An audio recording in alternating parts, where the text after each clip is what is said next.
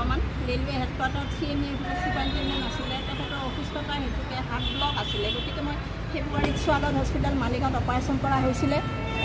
তাৰপিছত operation success হৈছিলে যদিও অসুস্থতাৰ হেতুকে মই 23 মাৰ্চত পুনৰ মই তাতেই এডমিট কৰিলোঁ। ICUত থাকিলে 23 তাৰিখৰ পৰা 9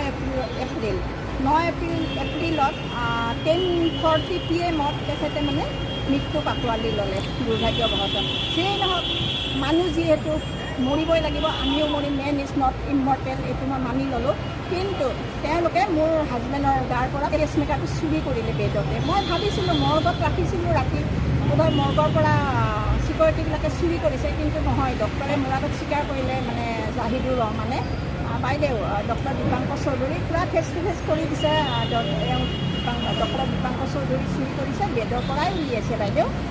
ঠিক আছে, মিষ্টেক হৈ গ'ল আৰু আপোনাক এতিয়া কি লাগে কওক, কম্পেনচেশ্যন লাগে নে আপোনাক হেল্প লাগে? যি হেল্প লাগে, যি বিপদত পৰে আমি মানে আপোনাক হেল্প কৰিবলৈ সাজু আছোঁ।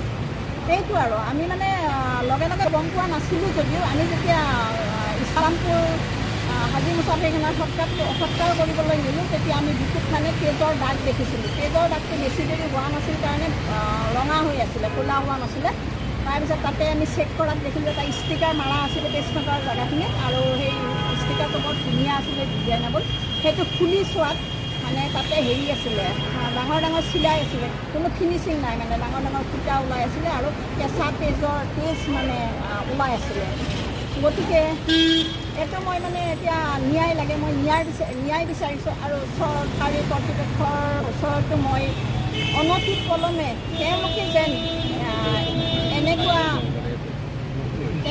এনেকুৱা নাৰ্ছিং হোমবিলাকত অনতি পলমে মাটি লগায়, আৰু ভৱিষ্যতে যেন তেওঁলোকে মই যেনেকৈ ভুক্তভোগী হৈছোঁ আৰু যেন কোনো হ'ব নালাগে। এইটোৱে তেওঁলোকে হয়তো আগতেও কৰি আছিল, এতিয়াও কৰিছে, ধৰা পৰিল আৰু আগলৈ হয়তো কৰিব। গতিকে মই সকলোকে, যিসকলে চাই আছে সকলোকে মই এইবিলাক নাৰ্ছিং হোমৰ পৰা সাৱধান হ'বলৈ অনুৰোধ কৰিলোঁ। আৰু চৰকাৰী কৰ্তৃপক্ষক মই অনতি পলমে এনেকুৱা নাৰ্ছিং হোমৰ প্ৰতি কিবা ব্যৱস্থা কৰিবলৈ মই 100। হস্পিটেলখনৰ নাম কি আছে? হস্পিটেলখন স্বাগত হস্পিটেল আছিলে। আৰু আপোনালোকে জালুকবাৰী থানাত এতিয়া মই উপায় নাপায় লাষ্ট টাইমত কি কৰিলোঁ, জালুকবাৰী থানাত মই এফআইআৰ কৰিছোঁ। এতিয়া এওঁলোকৰ পৰাও ছাপোৰ্ট পাইছোঁ মই। এতিয়া কি হয় গম নাপাওঁ লাষ্ট টাইমত। এতিয়া সকলোৰে পৰা মই সহযোগিতা বিচাৰিলোঁ, সকলোৱে যেন এনেকৈ নাৰ্ছিং হোমৰ প্ৰতি মানে সাৱধান হয়, সজাগ হয়, এইটোৱে মোৰ অনুৰোধ।